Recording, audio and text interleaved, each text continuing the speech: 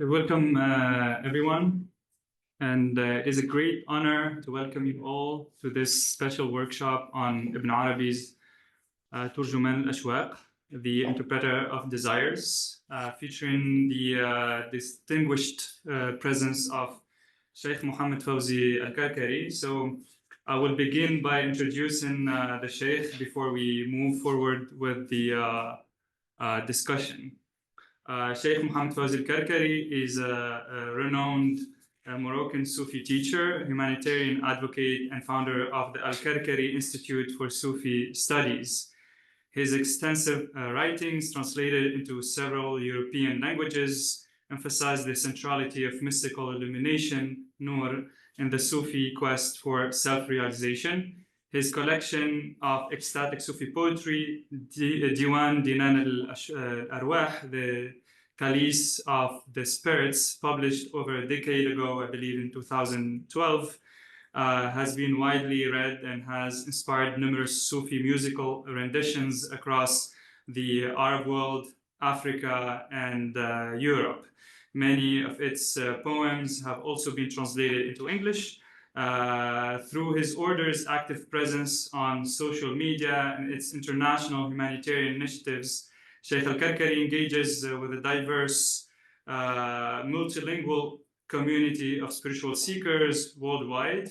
His impact on contemporary Sufism is significant, drawing the attention of academics in the US and beyond who engage with his teachings both as researchers and as participants in the living Sufi tradition. Now, the al-Karkari Institute for Sufi Studies is an intellectual and spiritual initiative dedicated to fostering the study of Islamic mysticism in its various dimensions, integrating theology, metaphysics, and experiential practice. It serves as a bridge between academic research and the lived realities of Sufi practitioners today. One of the Institute's latest contributions is Noon magazine, a publication dedicated to exploring Sufi thought and practice. We are privileged to have Dr. Rami Kouja, a research fellow at the Kamal Center for the Study of Islamic Law and Civilization at Yale Law School, and the chief editor of Noon magazine with us today. Dr. Kouja, I invite you to introduce maybe the magazine if you want. Bismillah ar-Rahman ar-Rahim. Thank you very much, Arwan, for the introduction. Yeah, so the Noon magazine, we have, this is the first issue. It's hot off the press. You guys are getting the first chance to see it. There's a stack of copies over there for whoever wants to help themselves to one, but it's, we have a limited supply, so just keep it to Yale affiliates, please. But just to give you a sense of what the magazine is about, this is being launched under the Karkari Institute, which was founded by Sidi Shaykh Mohamed Faouzi in the summer. And it's one of a number of initiatives that we're trying to launch as we continue to develop the Institute. This is going to be a public-facing publication in the sense that we invite all sorts of writers and readers to participate in this venture in the magazine. It has people who are academics, who are scientists, who are engineers, all sorts of things, who offer their reflections on Sufism and their experience in the tariqah. But it's also open to not necessarily affiliates of the Karkari order, but to anyone who's really interested in exploring Sufism and the rich tradition that it has to offer. So the magazine is this more accessible public-facing initiative, and it's also tied to a journal that we're also launching as part of the Karkari Institute, which is called Noor. On the last page of the magazine, if you get a copy, you'll see basically just a little preview of what this journal is going to be about, and there is an open call for papers for whoever wants to contribute. This will be the kind of more traditional scholarly academic publication, but also it's meant to be very open in terms of the publications that we are interested in featuring. So people who might be scientists or historians, even practitioners, whatever it might be, this kind of interdisciplinary work that we're trying to see the intersections of spirituality, mysticism, and all sorts of other types of knowledge. So alhamdulillah, yeah, I am the managing editor. It's not obviously all my work, but the perks of being a managing editor is you can do very little work but get all the credit. So there have been other people behind this initiative who've done a lot more work than I have, but when you're with Sufis, they don't like to take any credit. So that kind of shows you how I fit into this picture, alhamdulillah. But yeah, so please help yourself to a copy. You can get acquainted, inshallah. If you're interested, we have a sign-up sheet. If you want to join a mailing list, or you might be interested in submitting a publication yourself, just please give us your contact information. And yeah, back to Marwan. Thank you, Dr. Rami, and for your insightful introduction to the magazine. So this evening, we turn our attention to the Interpreter of Desires, Turjumān al-Ashwāq, which is a collection of mystical poetry by the great Andalusian Sufi master Muhyiddin ibn Arabi.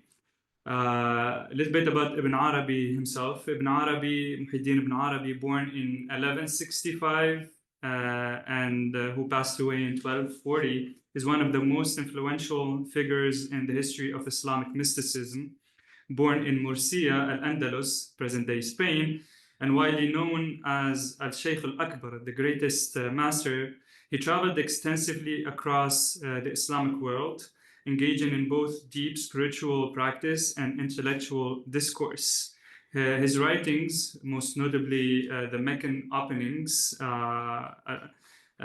which is Al-Futuhat al-Makkiyya and Fusus al-Hikam, the bezels of wisdom, articulate a comprehensive metaphysical vision centered on the concept that God is the only real existent, al-wujud al-haq.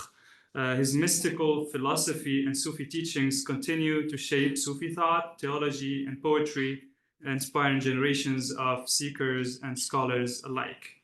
Though best known for his metaphysical treatises, Ibn Arabi was also a master poet.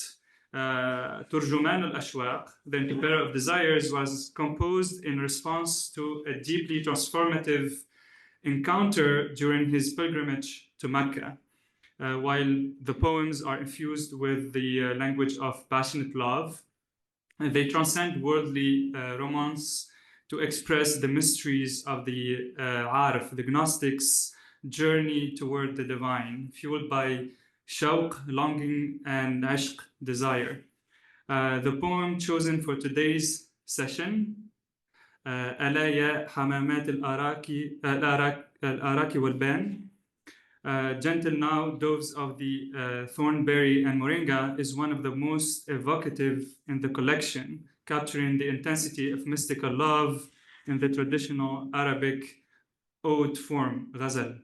It embodies themes of longing, annihilation, fana, and the unveiling of divine realities through the imagery of nature and the states of the lover's yearning. Shaykh al-Karkari will focus on the poem's final 4 lines, which have generated significant scholarly debate due to their provocative and symbolically charged language, making them a key point of discussion in the academic study of Ibn Arabi.